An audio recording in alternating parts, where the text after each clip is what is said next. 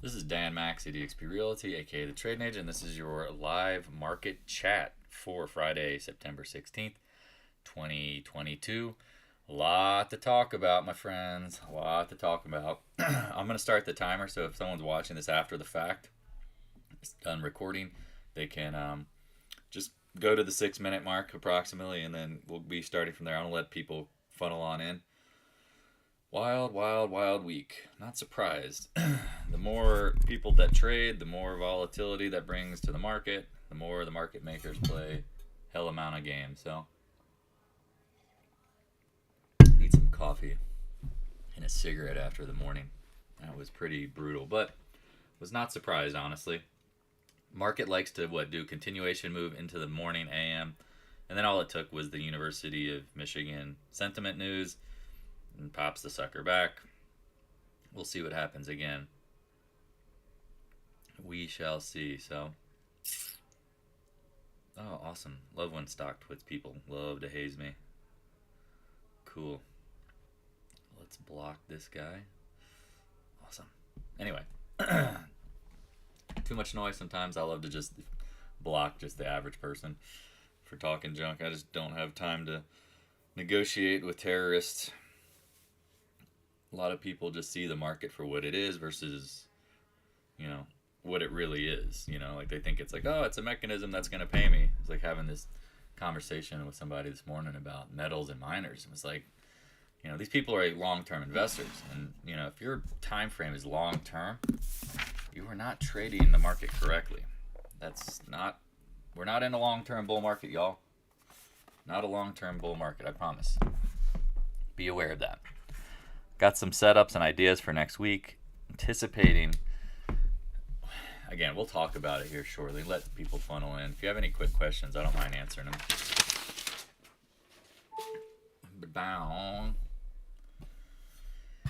Oh, man. This Apple setup was really rather, I would say, a lot of people don't know this setup, but remember how I talk about like the straight line move precedes the bottom? Like you'll be in like a smooth channel. You know how we've talked about that a bazillion times? You'll be like channeling one direction, then you'll break out of the channel, and then the volume capitulates and you rip right back.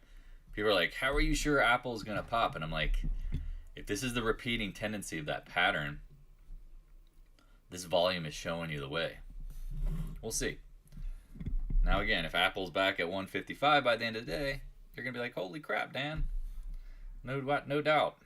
But even a rip up to 151, I'll be happy with. This stuff about trading, again, like people don't realize, like someone's talking junk, like, oh, you're a nerd, you don't know what you're talking about. I'm like, yeah, I am a nerd. I love nerding out on the patterns. I absolutely love nerding out on this stuff because it's all repeating patterns. It's just being able to observe it and actually interpret it and then use it to your advantage, or just be aware, like this might happen or this could happen, and then you don't freak out. Because I think a lot of people freak out, right? Or they just don't know what they don't know, kind of thing.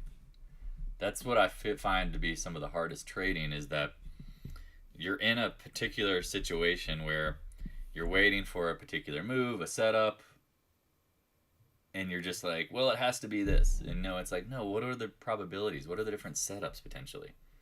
And so that's where, again, as much as I like OpEx, this week has been actually painful. We did the right thing, taking profits on our longs on Monday.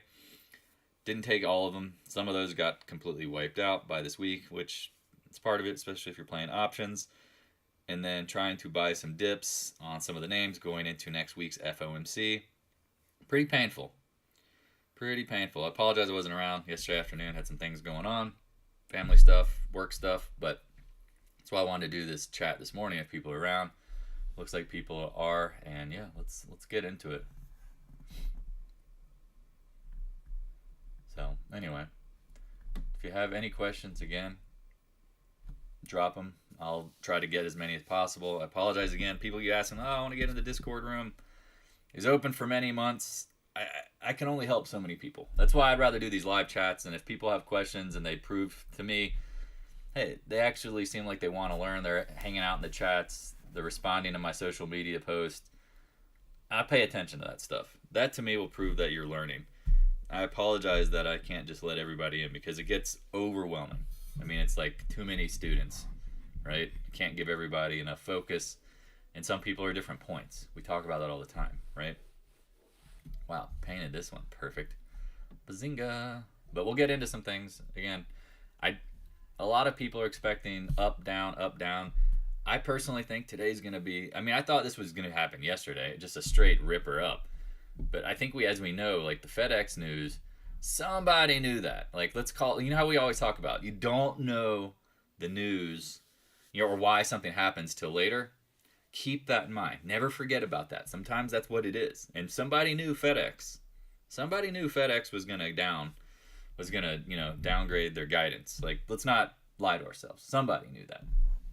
Somebody absolutely knew that. And the market, of course, did what? Reacted accordingly. Yeah, dean to admissions. That's pretty funny. Appreciate it. No, I mean, it's just hard, man. It's just really hard to help everybody because some people are like screaming from the bottom of the barrel like they need help. All right, let's get into it. All right, this is Dan Maxey, EXPI Realty, aka the Trading Agent, and this is the trading live market recap for Friday, September 16th, 2022. I want to open this up just to anybody. Questions, come on in. We'll talk about some of the names. One of the first things I want to talk about this morning was good old Apple. If you've been following this channel, and speaking of channel, you know that we talk about the end move is preceded by chop, chop, chop in a channel, up, rip, or sorry, down, and then back in is usually the bottom with volume, right? Volume is key. Volume is absolutely key. Now, I'm not saying Apple's going to 175 in next week. No. What I'm saying is, like, when you have this kind of formation, I know this is after hours, doesn't matter as much. But point being is, you can see there's clearly some sort of channel that was built. I mean, don't get out the ruler for all, you know. But this blowout of the channel is exactly what you're looking for at lows. People are like, well, hold on, what's another example of that? It's like, yeah, great, good question. We talked about this with Tesla many moons ago. Many moons ago. Oh, my charts didn't save on this. Awesome. We talked about this with Tesla when it was in this like rip-roaring, rip your face off top. How it was just like smooth like butter, channeling. Said this was the top. They were like, you're crazy. It's like, look, this is the blowout with the volume. Now, again, it went beyond and above and beyond what was possible before it did it. But what happened is it brought the volume, right? The volume gave the market makers the ability to sell endlessly. That's why I always said to them, like, I think Tesla's just been a choppy mess. I apologize for the choppy charts, but that's what I mean, like that kind of move. We talked about that. Here, I'll show another version of this. Give me a second. Oh, good work, TLT. You get your rally cap on. We talked about this channel. I remember the TLT playing this game. This channel's not as good, but we talked about the TLT channeling down. I apologize. When I redid my computer, some of the charts lines didn't come through, but one of them was the TLT coming through and then bouncing back. Talking about, anyway, I mean, there's a million of these examples. It's just, I apologize. I don't have a million of them in my brain. Interesting action on gold. Because what did we say? We need a break below, right? I still don't believe this is the ultimate bottom. I'm just going to put that out there. I said, people, it's amazing to me how people attack me relentlessly on gold, and I tell people, I love it. Keep it up.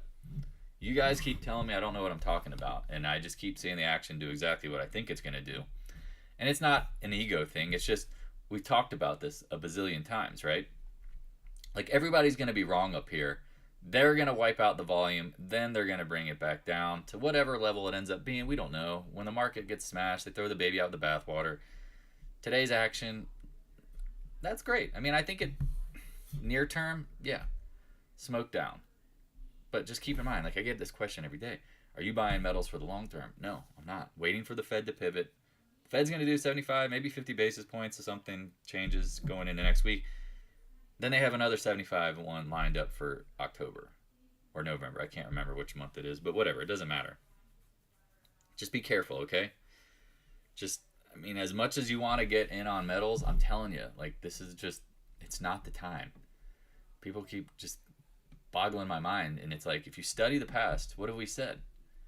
What have we said? When's the best time to buy, say, silver? It's a very obvious answer, right? Go check out the monthly. I mean, I said this all the time, but people just, they need to hear it. I guess they need to hear it. Here is COVID, slam, Fed pivots, market rises. Fed pivots 2008, silver rises. Until then, just leave it alone. I've played this game with silver for many years and tried to anticipate some sort of big move that I thought made sense. Because that's the thing. It's really hard to not look at the silver chart and look at the fundamentals and look at everything going on in the world and say, silver should be higher. It's just not. Remember, it's like one of the most manipulated markets in the world. Very large size spike at the 10-minute, larger than open volume. All right, let's check out the SPY 10-minute. Never made money in silver. I've made money in silver, but it's been very targeted. Very specific times of the year or nothing. Or I just don't trade it. Here's my, like, again, let's update the 10-minute. I would say, gosh, it's really hard to, because again, I have the all sessions on here. I think it's easier to see the top on this. Yeah, even with the all sessions, it's got some junk. I would ideally reflect back and just look at the market levels on the daily. I think that's the easier way to look at the SPY, because again, intraday stuff. Here we are. We're to this next little volume node and support zone, because people are going to start screaming head and shoulders bottom. You're going to hear that here first. I absolutely believe that. They're going to say this is the left shoulder, here's the head complex, and here's the right. Especially if we start holding. Because think about it. Then you have to anticipate the narratives of what the market makers really want to happen. If they're going to try to pop the market after, I mean, a week of 30-point down. Oh, thank you. Thank you. Forgot that. Sorry. SPY. They're going to talk about this. They're going to say right here, left shoulder, head, right shoulder. And then that's going to be the way that they talk the market up into what? Some sort of pop that ends up, I think, going lower ultimately, as we've talked about. The recession is here. 5% are CPIs. Every time CPI has gone over 5%, recession is followed. It's really that simple. So, any other specific questions? Because a lot of people say, like, wow, are we going to chop out today? Possible. This gap, though, to me is always scary during OPEX. Because you had the gap this way, going into it, and then you had the gap down.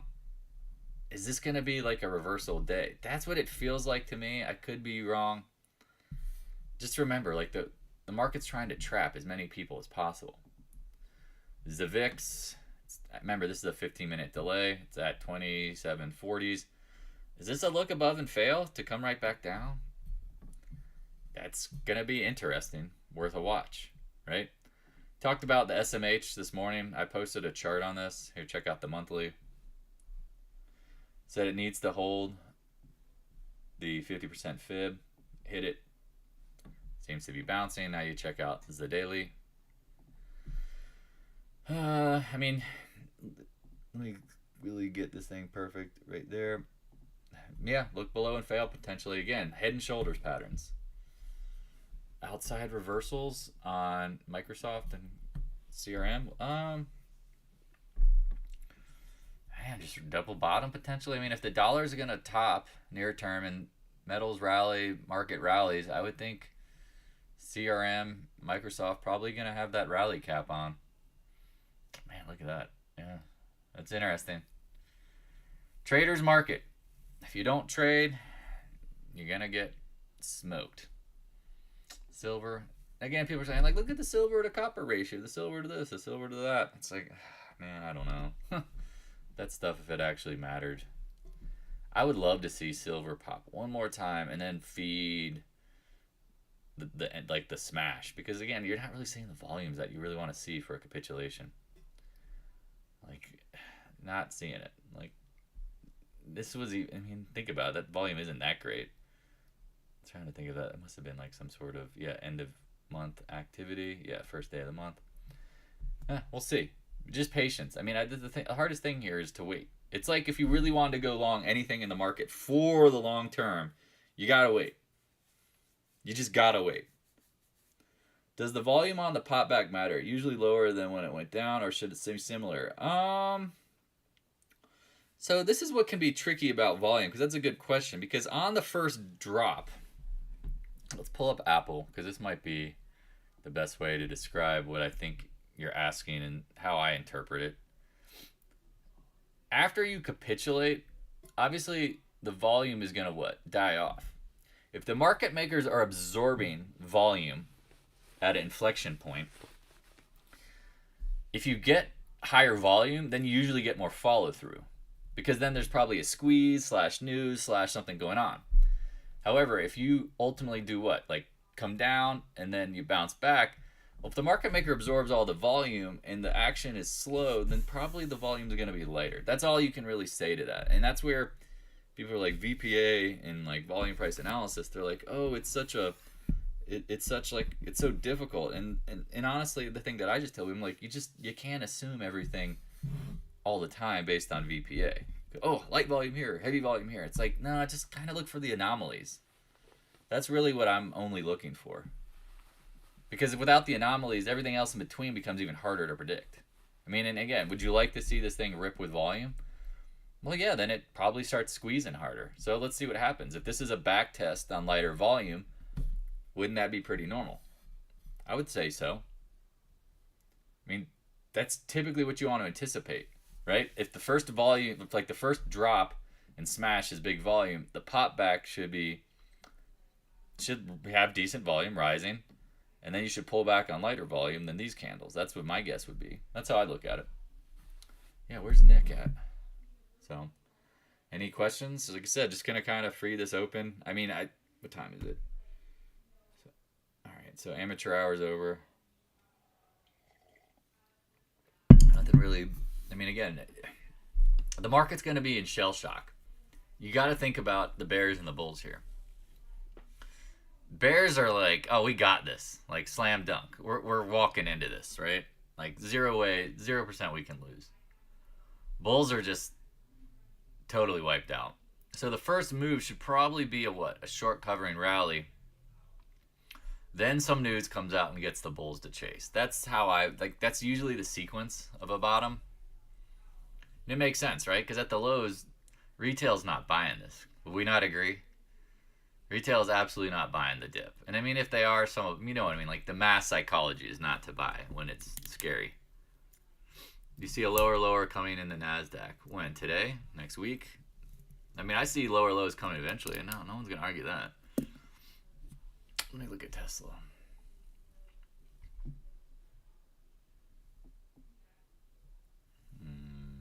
No, I think...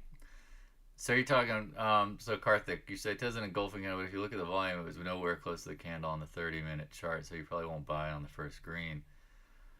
My first buy would be, so if you're looking at this is an interesting situation. If you want to scalp,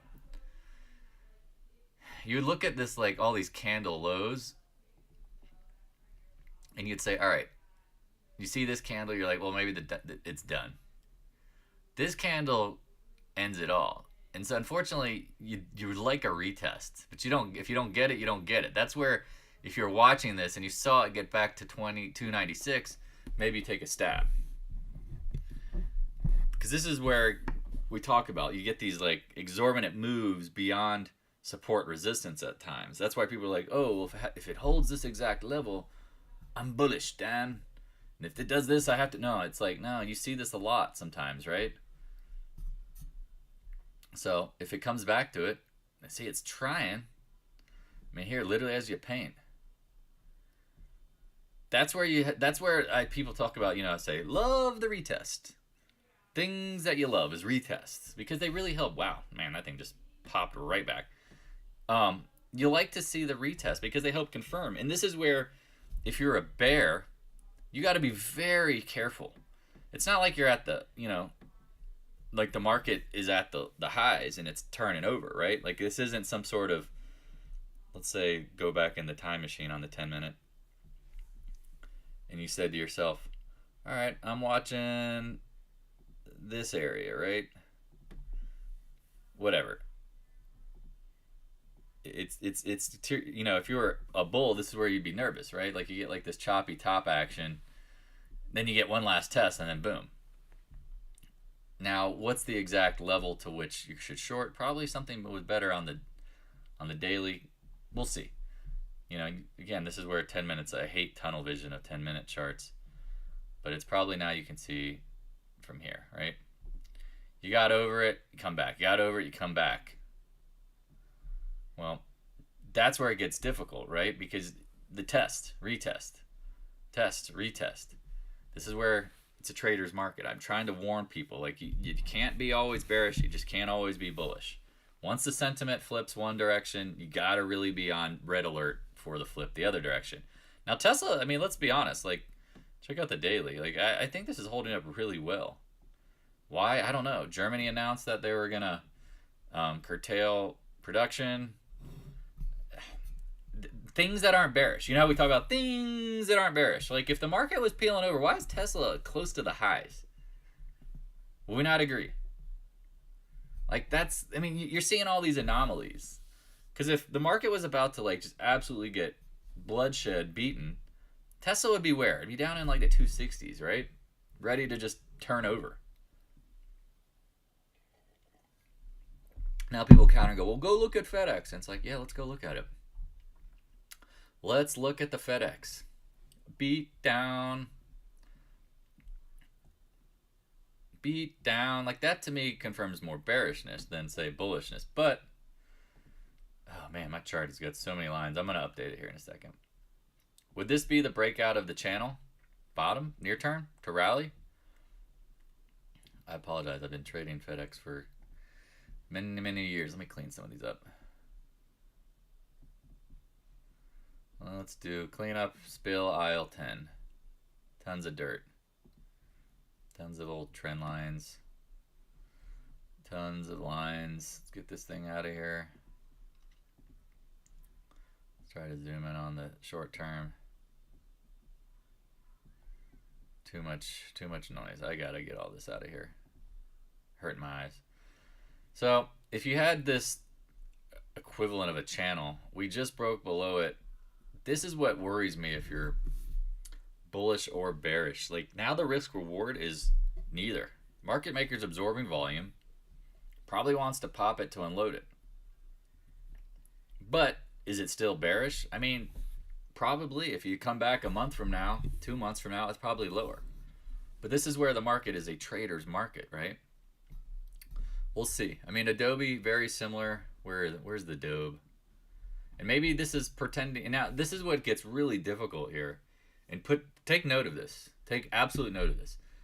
If the market is pricing in bad earnings and we're only retesting the lows, some of these names obviously you're cracking like eggs.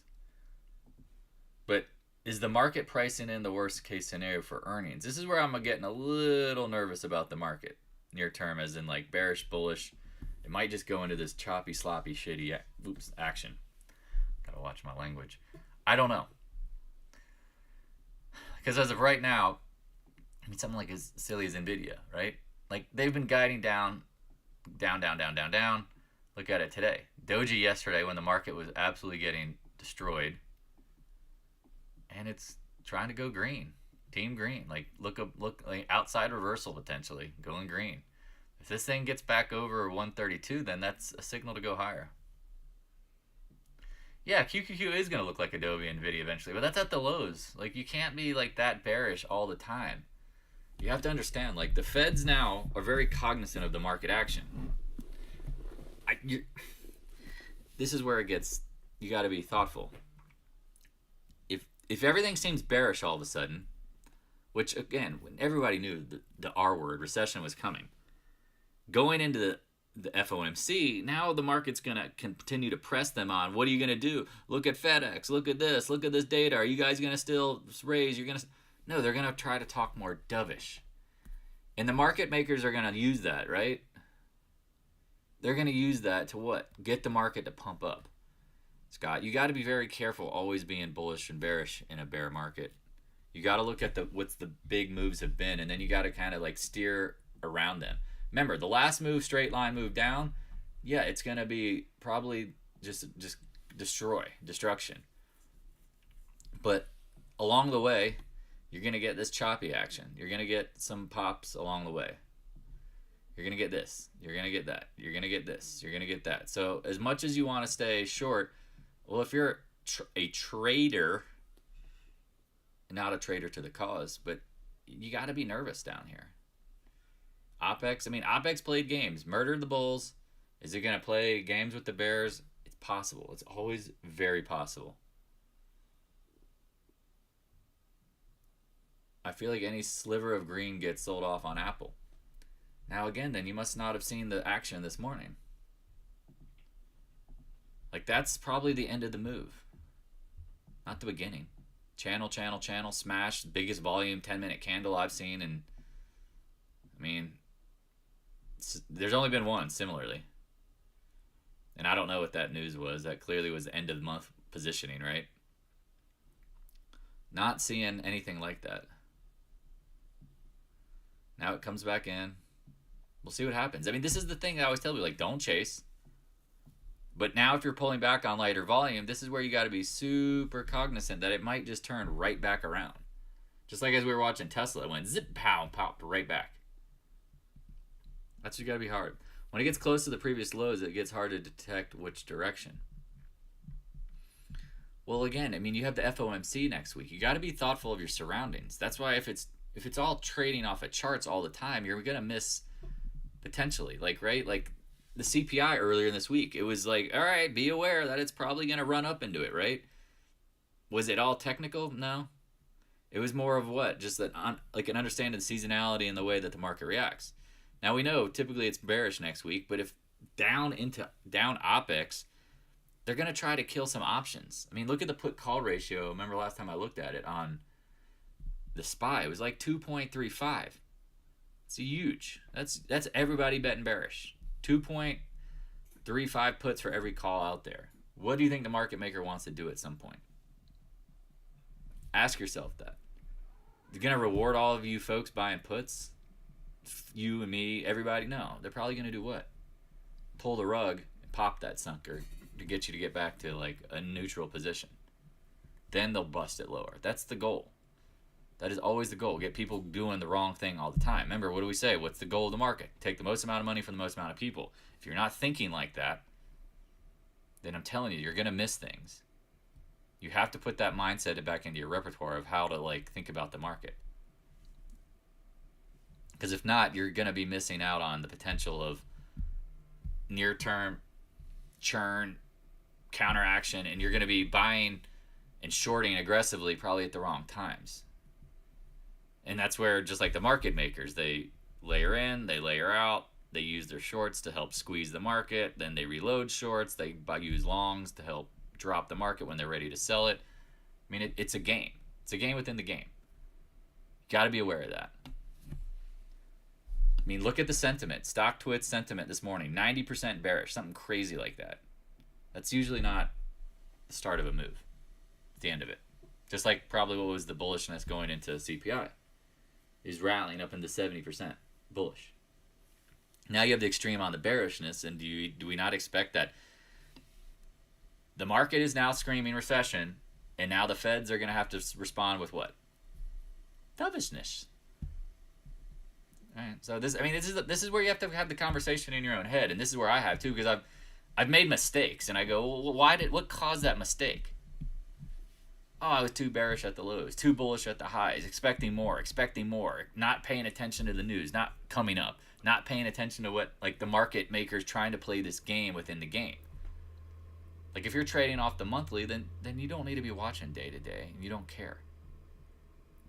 But since we're here every day, trying to give people the best insights of what's going to happen day to day, not minute to minute or hour to hour. Any other questions? Man, look at AMD. I'm surprised this thing is over 75, but now I'm not, though.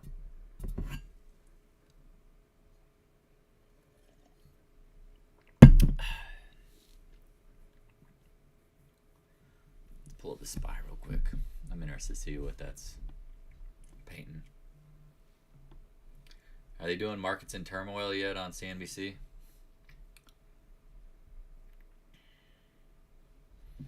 Okay, here we go. Coming back to the retest.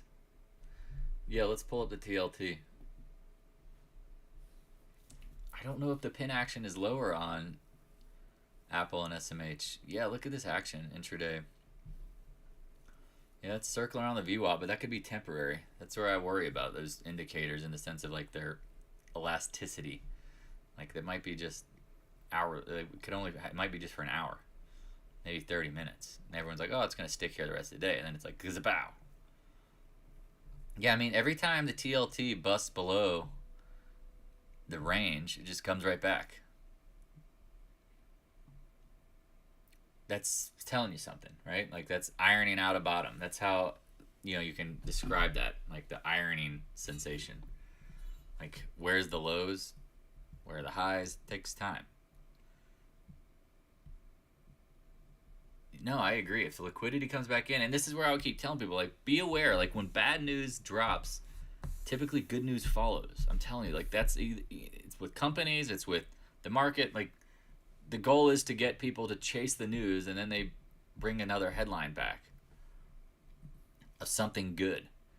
And again, comes from experience, being like, yes, the market's going smash lower, looking at the SPY, Q going, game over, end of the world. It's already gone a big amount. I'd be, if I was a bear, I'd be going, again, I still have some bearish positions, but in my mind, like if I was fully bearish, I'd be like, yeah, come on, let's do this. And then it's like, well, hold on. It's OPEX. You're going into the Fed meeting. You got to be thoughtful of like, they might try to play a game here. And that game would be what? Pop goes the weasel. Pop it right back. Because everyone's bearish. I mean, could it be like this kind of action, right? Can it be this kind of action where it just a couple days? It doesn't have to be. I'm not talking about rallies to high. Could it be this kind of action where it just rallies back? You gotta be thoughtful of that stuff. I'm telling you. You have to be very cognizant in a trader's market. Because most of the people are used to this bullish action where it's like, you just buy the dip and it continues higher, and then it pulls back for a little bit and you don't care and you let it go. No, this is a trader's market. This is what puts people into a position where when the market capitulates at the end, they never want to play stocks again. They absolutely are like, I am done with stocks. I hate stocks. They've beaten the crap out of me. They've taken so much money from me. That's what a bear market does. It resets expectations. The HODL, Diamond Hands, the MOAS, all those folks, that's what the market maker is going to reset. It's going to reset these people to either be gone, give up, or they're going to have to adapt. And 99% of them won't. Just keep that in mind. Like, think about it when anything's at a real bottom. Nobody wants something. Right? Nobody wants stuff. I mean, you can even see that within intraday action, or whatever, short-term action. Right? Got to be very thoughtful. When people say Apple is dead, we're at the bottom. Now, again, I personally will probably never buy Apple long for a long-term trade at this point in my life. There will be no reason to. When the bear market ends, I will be a commodity bull. And tech will have struggles because their inputs will continue to rise. Yeah, good point, Eric. We've got people saying they'll never trade OPEX again. That to me feels so bullish, man. And I know yesterday I thought the same thing. But this is what's hard. You don't know. You just don't know. Now, again, like we now can see very clearly what the market was doing. It was keying in on the FedEx news. Somebody knew. Somebody knew something. So could the SPY hold here? I mean, it doesn't really make sense to me for them to hold it here. You've got a ton of bears. You've got the put-call ratios. You've got people shorting. All you got to do is light the wick, and I think you can trigger a short covering rally, just like it showed you to the left. Yeah, if you bought Intel in 2000, and that's the point. Like, I don't want to buy stocks that are going to go nowhere for a decade. If you watch my previous videos, I'll just pull this up. I'll talk about it now, why we're going to be a leave tech alone, commodity only traders, try to explain this to people, especially going out of the bear market in 2000s. So you had a ton of chop. Then look what like U.S. Steel. I mean, it acted like a tech name. Went from $9 to $200. Not that bad, right? Even your CCJ. Zpow. But you had to get out of the bear market before they took the handcuffs off these things, right? I mean, if it's not clear, I don't know if you want me to see more of this, but this is what I'm looking for. I hope that makes sense. Like FCX. Let's throw up the Freeport McMoran. You bust out of this and you just go pow. Remember, these did a ton. I mean, where are the splits? It's not showing on the monthly for some reason, but so for now you expect tech up and commodity down. I do near term, yes. I absolutely think so, because that's how I think they get the market to want to pop. Right? Like this belief that, look, commodities are coming down. Look, hey, great, CPI is coming down. That's what they're going to try to, I mean, that's how they, again, you have to think about what the market maker is going to try to, like, advertise, right? Yeah, I mean, look at SCO, Southern Copper. I mean, zing, like, nice moves. And then you know, pull up that move right there, and then you go look at, you know, where's Mr. Softy that came out of the bear market? Where is it on here? And we joke with folks, you know, I used to get the questions like, hey, I want to buy Mr. Softy after 1990. No, it went nowhere for 17 years. No, you leave that alone. You leave that alone. Now it built into this, but you didn't need to be early. I mean, you had a full other recession before you had a chance to buy it at those lows. But Microsoft used to be a joke on CNBC. Like, people would buy it and, like, it's going nowhere. I mean, they literally, I mean, if you watch CNBC in the 2005 to 2007 time frames, which I used to have on in my office, I mean, it was always like, someone would come on and be like, Microsoft's going to have strong earnings. They're going to do this. They're going to do that. They're going to do this. Yeah, price definitely dictates sentiment. That's where the best advertisement for higher prices is higher prices. The best advertisement for lower prices to get bears to short more is what? See it drop. Microsoft's CEO is selling his shares. Of course, all the CEOs are. I mean, it's a bear market long term. Like, it's no doubt. But that's where I want to watch the leaders, tech, if they can rally back. Because if they can rally back, then it tells me what? All right, perfect. You got to get these names up before they smoke them back down. AMC. Here you go, apes. You play with fire, you get burned. You just don't. This is just junk. It's just junk. It's funny because I leave some of these names on here just to see what's going on. Bed Bath & Beyond, junk. Just junk. Where's GameStop? I mean, I know people are saying, like, I'm holding this in my... I'm going to hold this thing forever. It's like, dude, you got played. That squeeze that they're forever talking about is done. Like, the easy money's done. Holding out a hold is just a drain of capital potential. SMH coming back a little bit. Got any questions? Any specific questions? Because I think at this point now you're getting into, like, the sloppy, choppy time of the day. Dollar's coming down. Bonds coming back down a little bit. The VIX still just 27.70 at the moment. Nothing really going on. Stepped away for food. Yeah, I mean, I'd grab some coffee. Mr. Coffee. CF. Like I said, this is where I think this is where we talked about. Like, I love commodities long term, but I want to see them just do nothing and then get beaten. One big beatdown where the Fed then pivots. You have to expect it.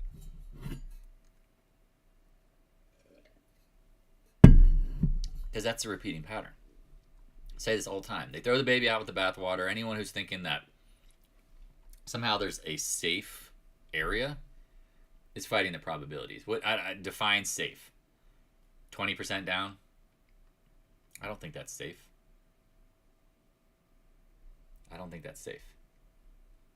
I would rather just be in cash. or short other stuff and then wait for it to come back.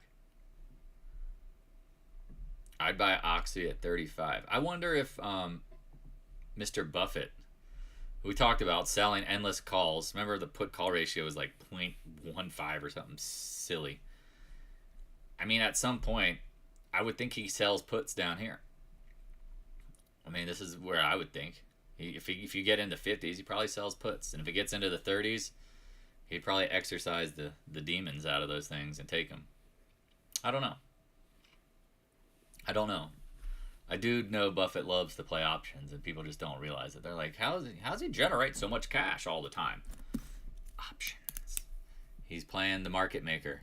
He is the market maker sometimes with stocks. Because when you think about it, if he owns controlling shares of big stocks, like he's able to play the game. Right? Any other questions? I'll just wrap this up. I appreciate everybody. Follow. Appreciate all the just the support. And again, this is hard.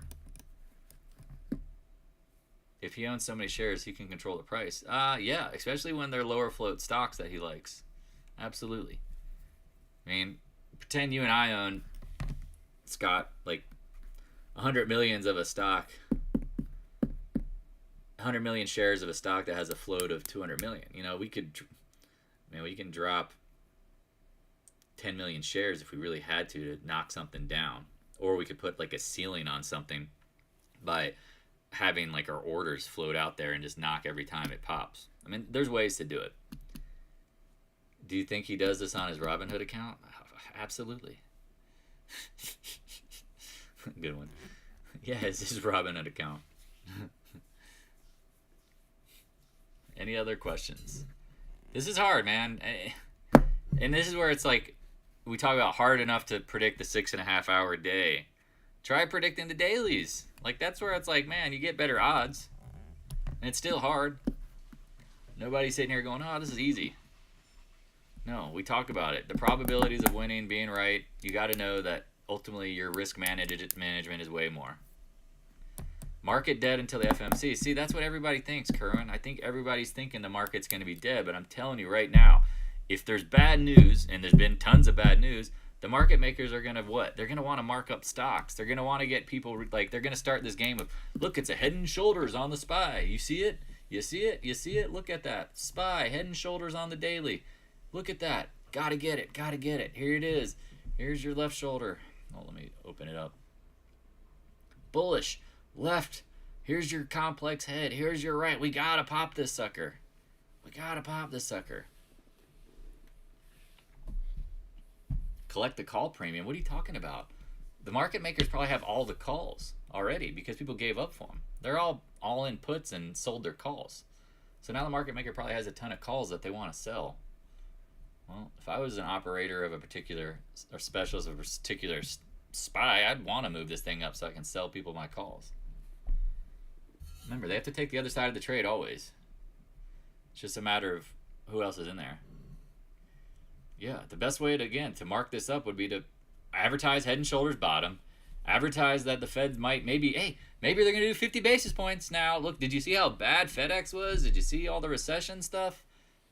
That to me, I mean, I can't say for sure, but this is how we try to anticipate the headlines.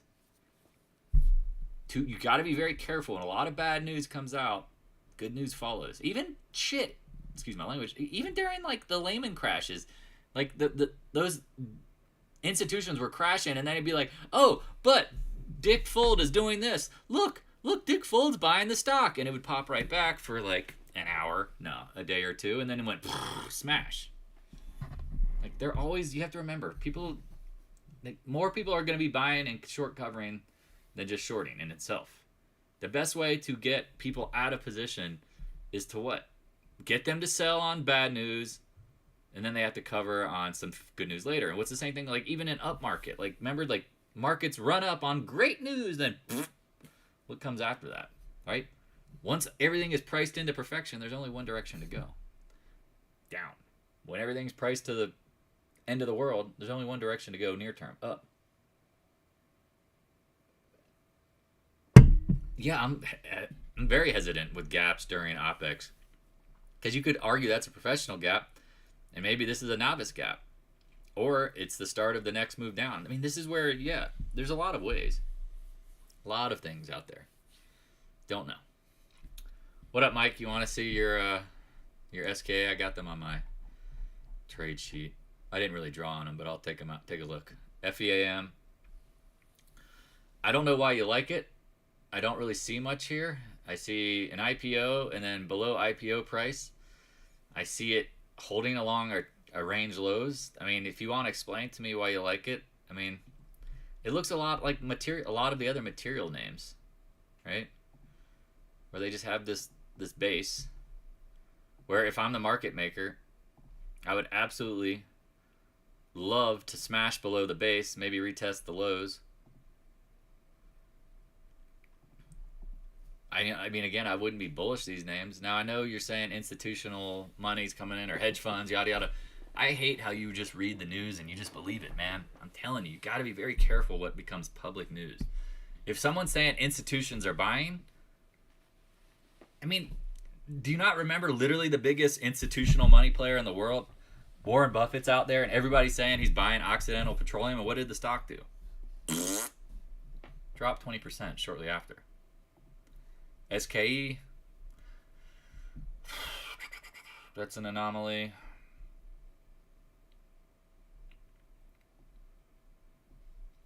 I mean, this, yeah, I mean, I don't see anything really great about this. I mean, I'm looking at the monthly as we speak, and it went on this big, does it fill this gap? I don't know.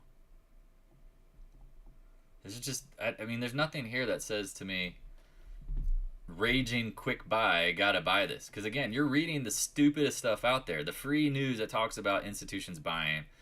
I hate that stuff because again, unless something actually means something, the price action should be doing it without it.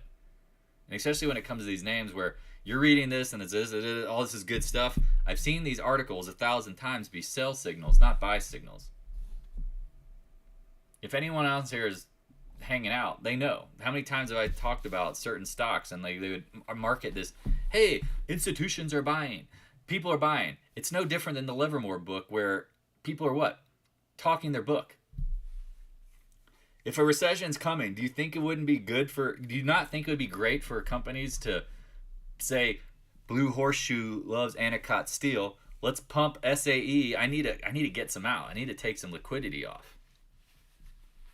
Does that make sense, Mike? Like, again, the stuff you read boggles my mind because you still haven't seen that it actually is very wrong 99% of the time. Do we not remember, literally, the story of Occidental Petroleum? The biggest, player in the game, playa. What up, playa? He's buying. He's buying. Occidental, he's buying all he can. You gotta buy. Drops. If it's happening with Occidental, it's happening on all the names that you're reading about constantly. And that's scary. That you're not seeing that, okay, well, at the lows, they're not going to advertise they're buying. That's not how this works. That's not how this works. This insider information that people are talking about reading and you're getting from particular news outlets, they're never saying, at the lows, hey, it's time to buy this. No. Never. Never, never, never, never, ever. And if it is, well then, that's the anomaly. It scares the crap. I mean, I get these headlines even a couple weeks ago. I don't know if anyone remembers this. I was getting advertisements to buy gold and silver. And I'm like, whoa, hold on. I'm getting all these articles. I'm like, something's wrong here. Something's wrong here. Because now we're talking about buying gold and silver. And guess what happened shortly after? Oh, it's time to buy, it's time to buy, it's time to buy, it's time to buy. Pow!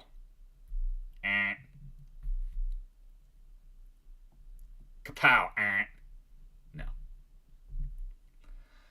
What do you think about the news of Apple being the top short in the market, surpassing Tesla? That, to me, is bullish. Would you not agree, Luis? Like, they're advertising that it's the biggest short out there. Now, I'm thinking to myself, if I'm a contrarian, which I am at heart, I know those shorts will get squeezed at some point. And if I was also short Apple and that headline was pumping, I'd be like, crap, I got to take a couple million shares off. Absolutely. Yeah, Twitter's another example with Musk. Pump and dump. Mm-hmm.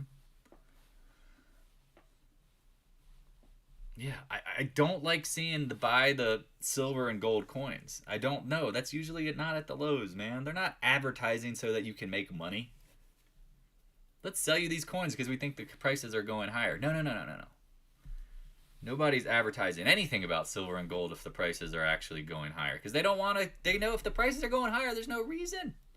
They want to hold on to this stuff. They want to sell it at a higher price. Like, I'm amazed how people are just so literally dumb to the news. And Mike, if you think I'm picking on you, it's fine. I am. Because you, like most people, look for what?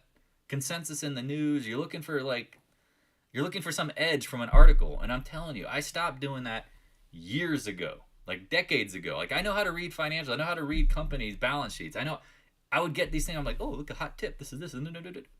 I remember still, like, one of the biggest losses of my life was Sirius and XM. I'm looking at the projected news articles about their, future of putting satellite radio in every car, and putting satellite radio in every home, and satellite radio into every stereo. I mean, it was like, this can only go up. And then it went right down. And it was one of the biggest losers I ever had. So that's where you got to be very careful with what you read. Hence why I don't sit here on the Discord room. Do I ever just post articles about Tesla or Apple? No, I don't. Or any stocks. I really don't. No. You got to be very careful what you see, read, and pay attention to. If you think you're going to get the edge from just the news or some sort of article, wrong. I'm just telling you, that's usually wrong. Uncle Joe widget story coming to mind. Yeah. Oh, yeah. I mean, again, think about Livermore. Think about the Livermore. You talk about operators. The best way to get people to buy stuff is to what? Pump a story of why it's a buy. Oh, from Anna. Oh, the widget. Yeah. No, I got it. Yeah, that's a good one. Yep, the widgets. Got to get the widget inventory cheap to sell it and advertise it later higher. That's always what's happening. But people don't think that. Think about how I've always said, like, why would I leave gold alone? Until they stop pumping it, until it gets stopped being pumped, I don't trust it. Do y'all see that? Someone's pumping a ton of widgets out on gold, trying to convince you to buy it. Do we not see how that has been wrong? I mean, hopefully the chart is staring at you, and you go, damn. I still remember when he talked about, all right, we bought it down here, we rode it up, watch out, if we can't get over the 2011 high and fail, gone. What's Microsoft doing? Yeah, I mean, a lot of those names, I'm not surprised they're pushing down. I mean, Adobe really put the software funk on software. SQQ, what about it? I mean, I don't need it. Will never look at their chart. I will never look at the SQQ chart. I don't need to. It's the QQQ, and it's going to follow it. No reason. All right, if you guys don't think Apple's going to hold gains, then I'm just going to tell you, be careful. I'm going to show you why. Again, I'm going to put this in perspective because I think it's about to rip face. The end of the move, big volume. Here you go. Remember, channeling, wipeout, big volume, capitulation. Oh, but it's not going up in a straight line all day. Apple's broken. Apple double topped. No. I don't know. No. It's not how this works. You're about to see a face rip at some point because look, who got the volume? Who is absorbing the 20 million shares that got sold in the morning? It's not you and I. It's not everybody in this room. Do you not think they want to mark this son of a biscuit up? But you keep reading the news. You keep wondering why things don't happen the way you think they do because guess what? You're not paying attention to how the market works. Yes, Monday seems like a good day. I told you, I went onto their website, tried to buy an iPhone. The one I wanted was not available till October 20th. Back order. Clearly that means they have some phones that aren't available. Someone's buying them. We'll see.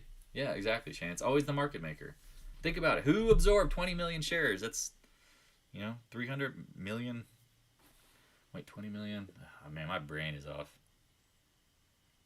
Yeah.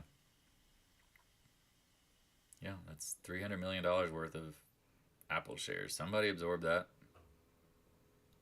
If it's not going up every minute, this is where I'm telling you guys, you got to be careful here. Because if I'm setting a trap, we're setting a trap. Unless we have news, we really can do what? Here it is. Here's like your awkward W. We just want to hold this sucker down to get more people to short because their volume is not there. Like, this is the thing. Like, we talked about, the up volume started increasing, and now you're pulling back on light volume. Then you doji to a higher low. You engulf up. Now you pull back to a higher low. We'll see what happens here. I mean, if you see another retest, I'd be an absolute buyer. Again, we bought some this morning. Again, I'm pretty tapped out. Not really going to be doing too much. But at this point, it seems logical, right? Who's going to provide the good news in the market? Who is getting the biggest short interest? We've talked about this. Advertising the biggest short interest in the world is Apple stock. I'm telling you, that is not bearish news. You don't want to hear that. You don't want to hear that. Remember ExxonMobil, the buy of the century. Let's do a CNBC special on it. No. Oil this. Down. Uranium, CCJ. Everybody, it's time to buy uranium. Time to buy uranium. Let's buy uranium. Let's buy uranium. Let's all grab hands together and buy uranium.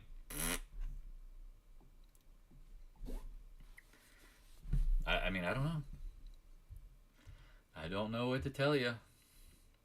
Other than that, you're being played when you listen to the market and you go, that's what's going to happen. It's usually not. You got to start being aware of that, because this is why I take a journal. My 20 years of trading, my journal just confirms to me, like, wow, I have been so wrong because I've been led to believe ABC was going to happen. I thought this was the start of the uranium move. It's going higher. Bang. No, bear market. Can't happen. It just can't happen. Right? That's the hardest part here, y'all. People always like clown and talk junk and like, you guys keep buying uranium stocks, but you don't realize like you're early. You could be doing other things.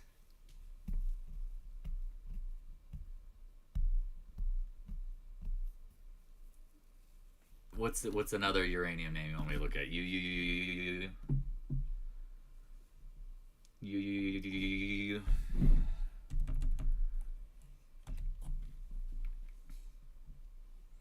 Things look ugly as crap.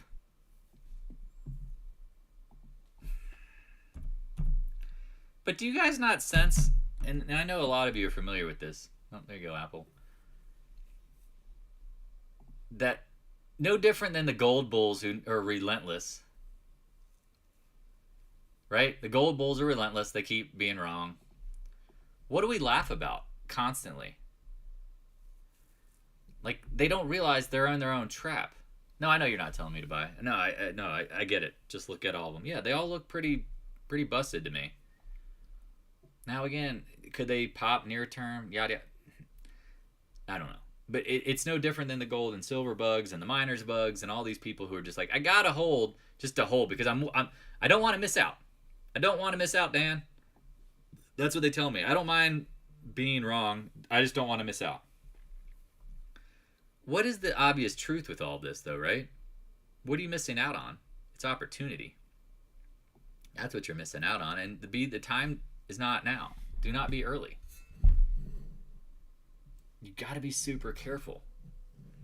Because even if you study the past, I've said this, they throw the baby out with the bathwater. You might love ABCD uranium name, silver name, gold name, oil name, yada, yada, yada, doesn't matter. It's going to get flushed. I'm sorry to tell people that, but they argue this constantly. It's like, you don't know anything. It's like, no, I've been in your position about a dozen times where I felt like The fundamentals, everything was what? Ready to go. It made sense. There was nothing illogical about the move, but then all of a sudden it started peeling back. And then it started peeling back more. And then it started peeling, and I'm going, well, I've got this, I'm following the silver guru, and he says it's going higher. Look at the gold to silver ratio. It hasn't been this, high since this. It's got to go high. Bang. Knocked. Like bullet to my head kind of stuff. Like, oh God. Murdered. Absolutely destroyed. You got to be careful. Got to be careful with that stuff. Remember, these are just pieces of paper. You have no clue what management might happen to management during a credit crunch or a market illiquidity crisis. What if these guys are sitting on a debt payment that they got to make and they can't afford it? What if all of a sudden the ability to get, people, the resources within the work and the ability to try to, again, if oil spikes and things happen, it's not, their business isn't smooth and easy. That's the best way to describe it. You don't know what management's doing. You don't know a lot of things. And this is what always scares me about these companies, is that they have resources in the ground. They're not just selling stuff that's like just readily available. So that process can get very time consuming / problems / a million things. It's just not like as simple as that. That's where you need like a nice, easy bull market. I always say, like, the bull market's the time to buy these things, because then people won't worry. They will not do what? They won't care if they miss a little bit of like, oh, they weren't able to get all their dirt, metals out of the dirt. It's okay. Oh, here we go, Apple. Come on. Blowing on the candles. Come on, you need a little oxygen? Let's get that squeezy going. But does this make sense? Like, if you think you're immune from getting tricked, no, I've been tricked about 1 billion times, it feels like, from all this stuff. Everything that I ever talk about, I'm like, no, you got to be careful. Oh, but Dan, this is going to happen. And it's like, all right, you were betting on what I would consider the probability game on the wrong side of it. You believe in certainty in something that seems very obvious it's not going to happen near term. But if you're okay losing 20, 30, 40, 50, maybe 60% in the anticipation that a move is coming, I would tell you that's not the right play. I'd rather be late or confirm the action with what? Does the Fed pivot? The Fed is not pivoting today. They're not pivoting next week. If that's the case, is it time to buy uranium metals, oil, gold, silver, copper, steel? No. It's not. It's not. Sorry. Yeah, bonds are coming right back. Interesting. Might have to take a little nibble here. Nibble dibble. Watch here, look at this. TLT. Pulling back on light volume, right? This is pre-market, keep in mind. Here is your opening bar. Here's your reference, in my opinion. If you wanted to play a scalp, watch this area. I think these wicks are just emotions of the early hour opening. You could put it to this if you wanted. I would keep an eye on that. Yeah, FOMO is real, man. FOMO is absolutely real, and FOMO has killed me as much as it'll kill everyone else. That's what the market makers want. They want you to believe that ABC's got to happen. And when everybody's shouting it, that's where I'm always like the most nervous. Like, I think when gold and material names rise in the next bull market, the first stage, no one is going to believe it. Nobody. Like, everyone's going to be like, nah, dude, they've been trash for years. Gold, trash. Silver, trash. Uranium's been stuck. Nah, it's trash. That's what I want to hear. Because then again, you ever heard the, like, climb the wall of worry? Are we familiar with that saying? Stocks climb the wall of worry? That's what you want. The wall of worry. Like the never-ending worry that gold is trash, but it keeps rising. Not everybody buy gold and it just keeps going lower. Like, that is the opposite scenario. You ever heard that with the stock market? Like it climbs the wall of worry, like bad news, and just continues to go higher and higher and higher and higher and higher and higher in a bull market. As soon as something seems certain it's going higher, then they pull it back. 5%, 10%, who knows, seasonally, whatever.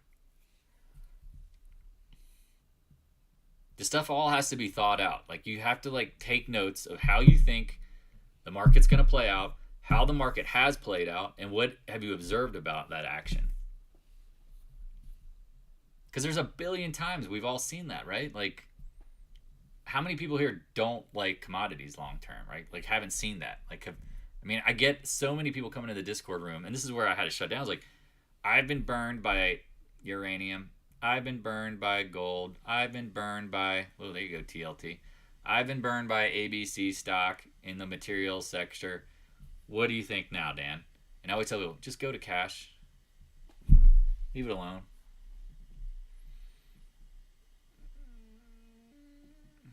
Have you seen Roblox today? No.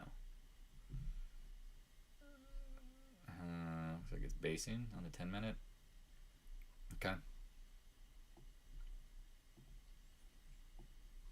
I don't really see anything bearish or bullish at the moment. It's kind of in between swing zones. We'll see. Now again, I mean, maybe the market peels like an onion into the close. I don't know. I don't know. But I do know this. Everybody's bearish. That's a problem. That is a problem. We'll see how it plays out.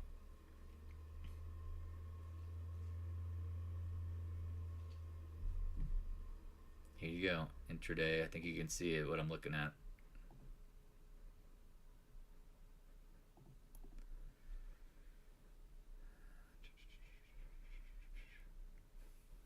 Is this going to be the head and shoulders? Apple is not breaking down again, James. Breaking down implies it's making lows, new lows, guys. This is not breaking down. Dropping 35 cents, 50 cents is not Apple breaking down again. Please. You must be watching the 1 minute. Because every time I look at it, it looks like it's literally gone nowhere.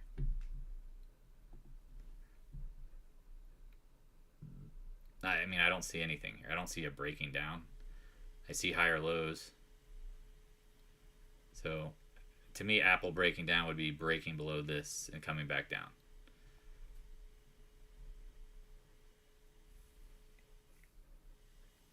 No, and that's probably what's more logical is Apple is going to close in the 150s. What let's go look at the spread this week. Where's the option max pain at?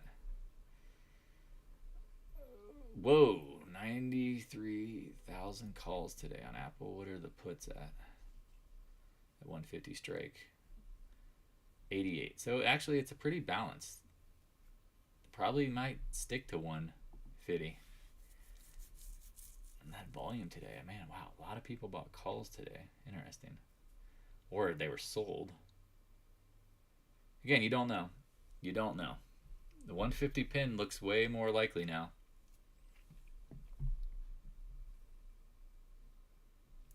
Yeah, James, I think you're mentally breaking down, dude. I mean, I don't see a breakdown. I see a trap and chop. Again, you got to be very careful being bearish right now. I'm telling you, you got to. No different than, I mean, do you not, people not remember, or literally Monday, everybody's bullish. Yay! All right, here we go. Everybody's bearish. Yay!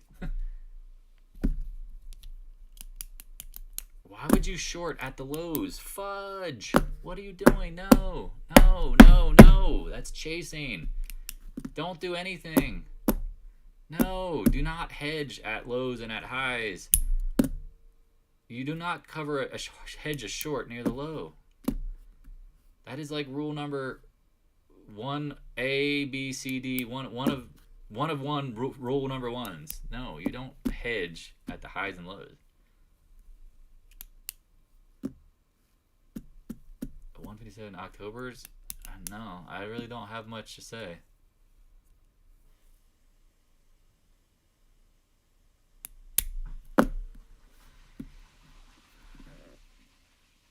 I wouldn't have bought the 157 calls. You gotta be, I don't know, man. You gotta be careful. And if you had to take the loss on them to roll into like a shorter dated, or not shorter, but in the money, that's what you do. Man, whoever hedged Apple at the lows, man, I would jump out of the screen and slap you. No. Because here you go. It's probably forming a left-right combo. Red, doji, right. Comes right probably back to 146.90, 70. You can't do that, man. You just cannot be hedging and playing like just trading to trade. You got to be way more organized than that. Wow. Hedging down here. What? I mean, again, I'm not trying to be mean, but that's like buying up here. I'm going to buy more Apple, Dan. I'm going to buy more Apple. What do you think? Please don't. I'm going to hedge and short down here, Dan. What do you think? Please don't. Please don't. For the love of God, please don't. And again, this seems very logical and obvious. But once your emotions take over, you're going to do the wrong thing. Every time, potentially. All right. Any more questions? Any more questions?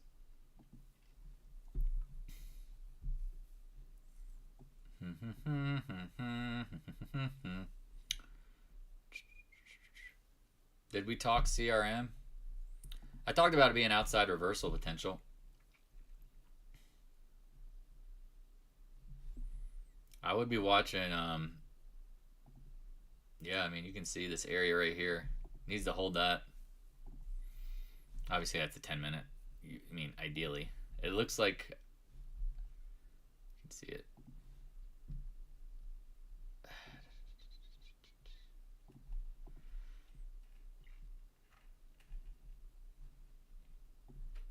Just trying to like look at it from the bigger perspective.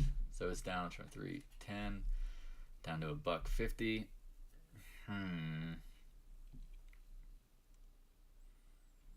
Yeah, I mean, if the market plays the game of look at what it did here when it would just go chop up. I mean, it could move. Man, that's a lot of points. It can move. That's all. Just be careful. Hey, get out of there, cat. And if it holds here, it could spike right back. I mean, that's what's a trader's market. You gotta be careful. What's my thought? I thought Adobe was gonna hold yesterday, but then obviously FedEx had other news. Someone was talking about the 3-gap trap. I saw that post. 1 gap, clearly. Whoa, monster gap. 2 gap.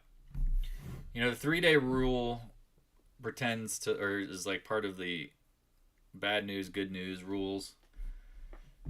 Let me zoom out and see some other time frames. It's a monthly. Let me update this. Look at some of the fibbies. Yeah, this has been a beast.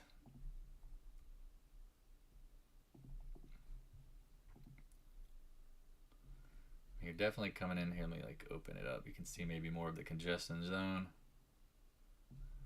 Okay. Yeah, I mean, it's probably gonna. This is what's such a wide and loose range. I don't know. I will say that after going from 452 down to sub 3, it's probably due to bounce. We talked about on the daily, right? Somebody has to absorb all this stock and then mark it up.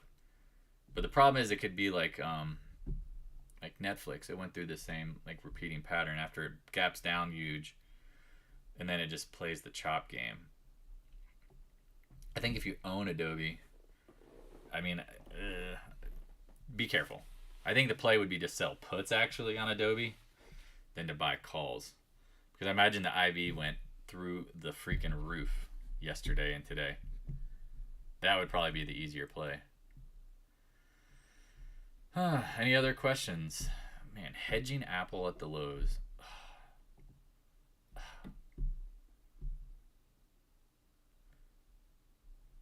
Supposedly retail bought the dip. I don't know what that means. Supposedly?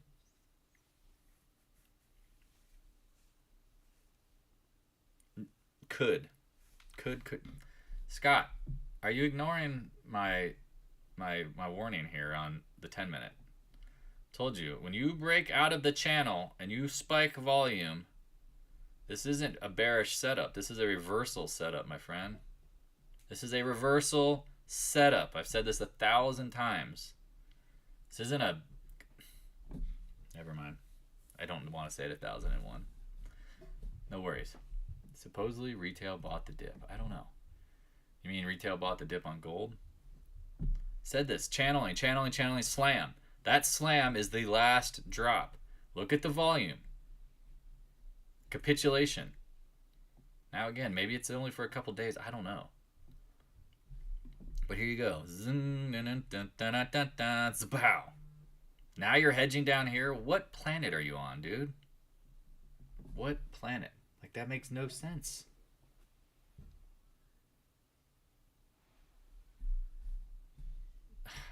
That's not how you trade. You're just throwing darts now. That's like no different than buying up here and going, oh, that straight line move, that's sustainable. That's sustainable. Let me buy more. Let me be super emotional. Here you go. Breaks out of the channel. Whee! Let me buy more. Whee! Let me buy more. No. That's garbage, man. Super garbage. Whee! Let me buy more. Oh, time to hedge and smash in short more. Hedge. What? What? Why? Wait, what? Huh? Told you gotta be preemptive with the news that's coming. FOMC next week. If the recession word keeps getting thrown around in the papers like it is, do you think the feds are not going to say what? We're going to be thoughtful about our next rate hike. We'll probably be a little more dovish. Bad news, what follows? Good news. Again, you're just... I don't know what you guys focus on all day. Do you just read stock twits and FinTwit and just go, well, everybody else is bearish. I gotta be bearish. Here we go. Remember what I said? Left-right combo potentially was forming here. Red, doji, right combo. There it is. Little 10-minute trade if you wanted to be super duper aggressive. See this? Hedging the lows. What? What the beep beep beep beep beep beep beep beep beep beep beep beep. What? I mean, flip this chart over, man. Flip this chart over. It's no different than let's buy up here. Now people say like, oh, this isn't as big as a smash, but you think about it, it's like we're literally back what?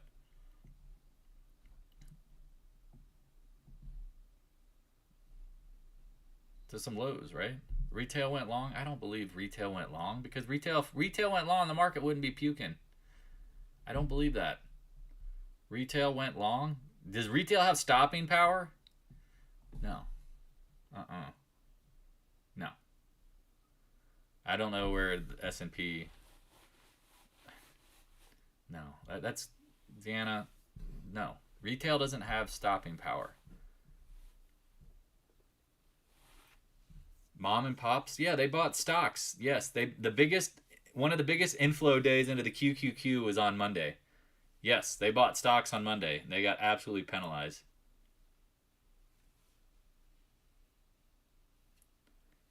They bought on Monday. Remember the inflow into the Qs on Monday was one of the biggest, $2.6 billion into the Qs.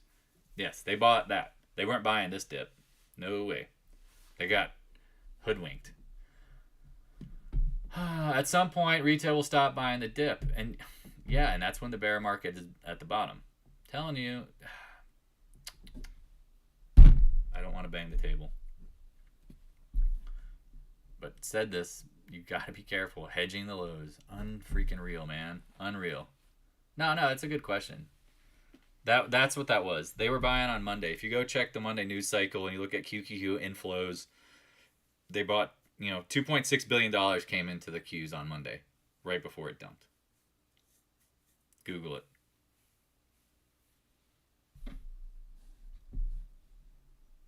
Pull up the TLT.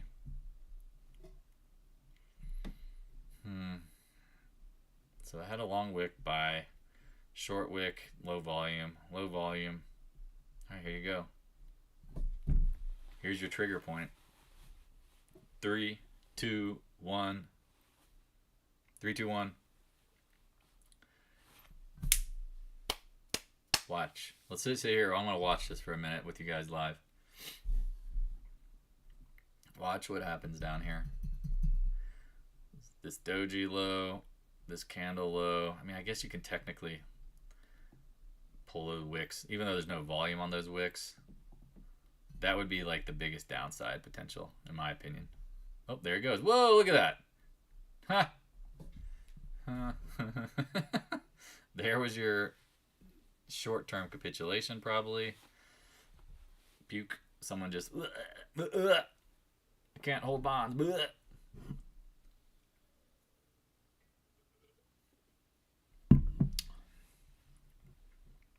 Let's watch what happens here. This is the hardest thing about, like we talk about with candle formations. Oh, it has to stop at this price. Well, did you just see what happened there? Did y'all just see what happened there? It went just right below it. And then it what? Popped right back. Let's see what happens here. Let's give it another. Let's just hang out, ask questions. But I want to keep an eye on the 10-minute here on the Q or on the TLT.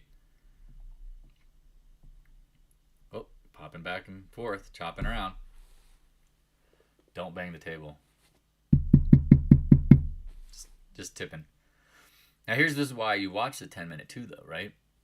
Like if you're watching the 1 minute, you don't really see when things are starting to turn. All you see is just like constant like zing, ding, ding, ding, ding, ding, ding, ding, ding. Right? You're not seeing, like all it does is look like straight line move. Well, let's watch what happens here around this 106.80s. Does it come back to the 106.55s? I don't know.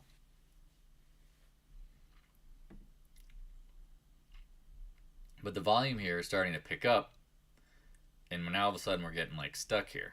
Come on, if you're gonna go down, get down to here. If not, you got to be thoughtful of what could be happening here, right? Like what could literally be happening as we speak? Like you could be forming a pivot point. Because if the market maker is what? A liquidity-driven mechanism. If the liquidity picks up here and then the price action starts forming these wicks, that's where you have to be thoughtful. Okay, well, let's see what happens here. But if you trade it, this is how I would trade it. And if I was going to be like, all right, I got to scalp it. You don't buy the first drop, especially on the 10-minute, right? Like you got to let it play out. Because honestly, like the confirmation candle has to get over this level, 107.10. So until you get like a down and then a pullback, now again, you can start layering in. And I would recommend if you watch it with the wick, if it comes back, you're looking at these levels, right? You're looking at these. I mean, could it be this one? That's the thing. You can draw this a bazillion ways where if you like laser in super tight on it, you can try to interpret it however you want, right? Does this make sense too here, this little area? Watch what happens probably between here and here.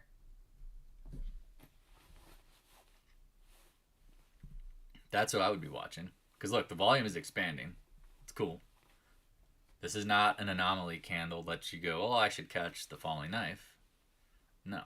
What we need to see now is stopping power. We need to see the volume increase, and then all of a sudden, just like someone draws the line in the sand, right?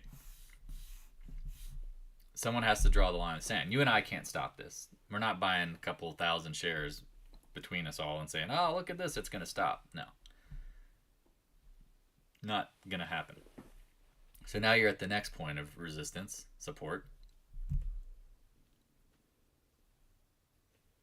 Now is that the zone? We'll see. You just got to be very thoughtful about this stuff. That's where even in day trading, like I personally don't day trade a ton because I see this action. I go, all right, well, I think here's a level. I think here's a level clearly. But I know what. You can go right through it in a blink of an eye. And it can be literally one trade that wipes out. Now, if you wanted to start a bull play on it, I think it's more likely what? This is the big candle. Now the wick is growing. All you have to make sure it holds 106.77. But when and then you go, well, how do you know it confirms? That's the next question, right? If you started buying, say this is your level that you really want, even though again it's all pre-market junk, you really have to put a stop pretty tight here. But you have to anticipate, okay, for it to be bullish, you got to get over this candle, right? That's what can be so hard about bigger candles. Like this can take 30, 45 minutes to play out, right? Like if this is a bigger candle, it who knows? It could rip right back. But if you started buying down here, hopefully this will be, I'll let it go on that. If you started buying this, and again, take the TLT out of this. Take the name of the TLT. It doesn't matter. Pretend this is ABC 123 stock.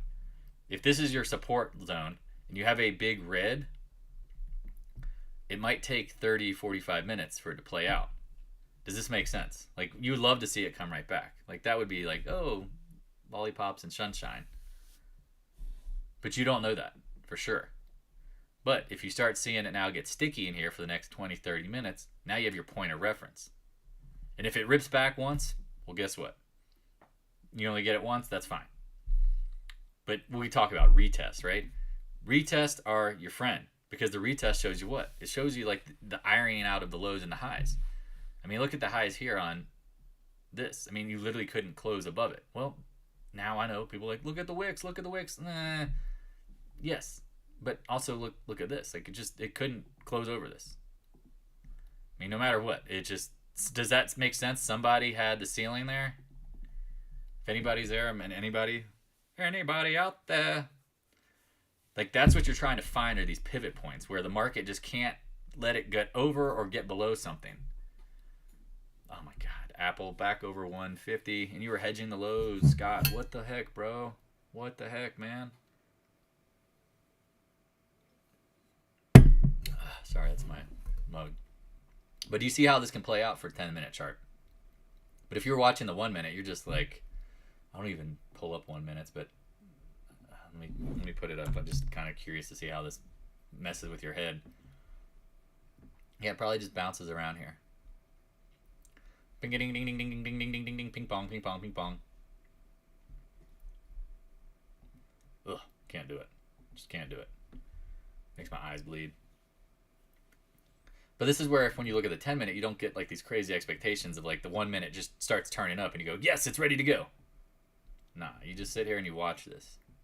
You just sit here and you go, all right, it's going to take as long as it's going to take, boss.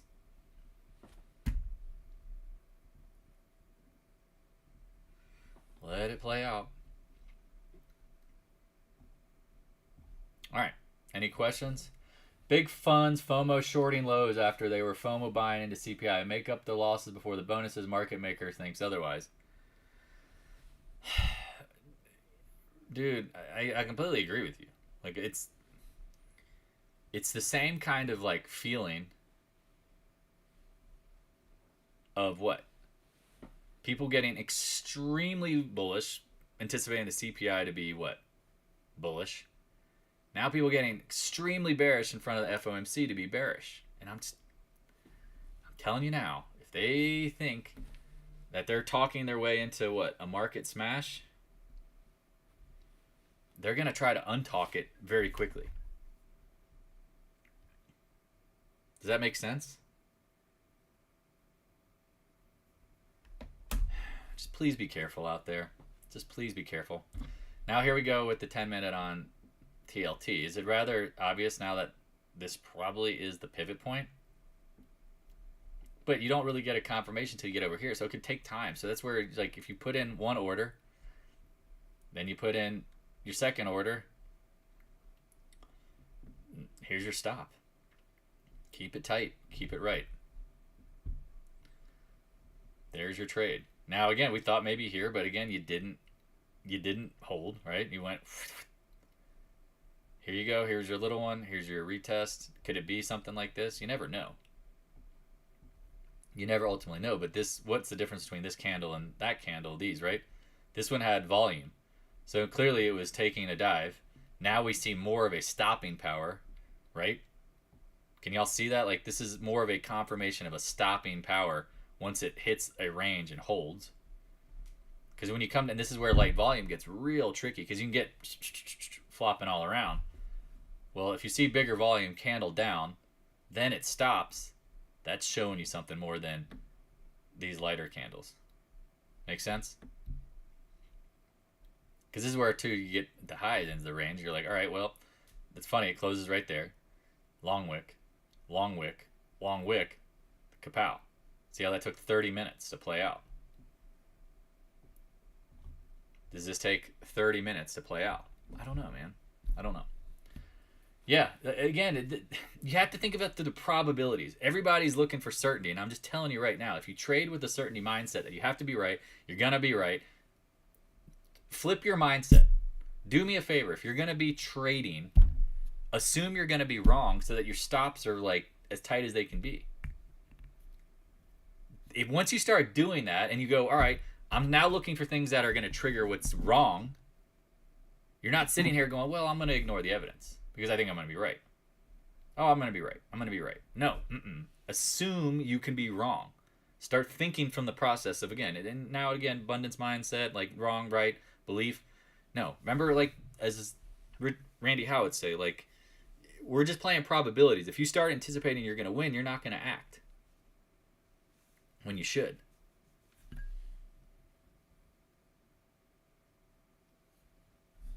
Be very thoughtful, right?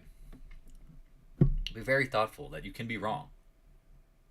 Because when you do that, then you don't sit here and make the mistakes that I've made, others have made, where you go, I gotta buy gold. I'm gonna buy gold. I'm just gonna keep buying it every day. I'm just gonna keep buying it. Dan, hey, gold's bullish, Dan. Gold's bullish, Dan. Gold's bullish. No. If at any point you admitted to yourself you were wrong and you stopped out, you learned your lesson. But how many times do you have to learn that lesson? I don't know. Same thing whether it's intraday or in the daily. Until you learn your lesson, you're going to have to repeat it. And I'm just telling you, that sucks. Because that means your tuition is going to be super expensive. All right. Wow, that was scary. Cats are just destroying the house. Cats, man. Anyway, y'all be safe out there. If you have questions, again, DM me. I mean, at some point, I'll hopefully open up the Discord room again, but it's just too overwhelming sometimes, everybody. I really like the people who hang out in here, prove that they actually care, want to learn, they're making sense. Again, you can find me if you want. I'm on the internet. I'm not hiding. You can direct message me. Stock Twits is probably one of the easier way, or Twitter. That's the easiest way if you want. If you have questions, here, 1 second. I'll drop my Twitter profile. Just DM me. Again, like I said, I want to see people who want to learn. And people are like, oh, you're just whatever, trying to be a social media grow. No, I really don't want to be the guy that's Jim Cramer online trying to tell people what to do all the time. No. I want you to know what to do. I want to teach you how to do this right. I want you to have the probability mindset so that you can come into the room at some point and you can be like, hey, did you see this based on this, looking at that? Oh, that makes total sense. Thank you. I did not. Appreciate your perspective. Here we go.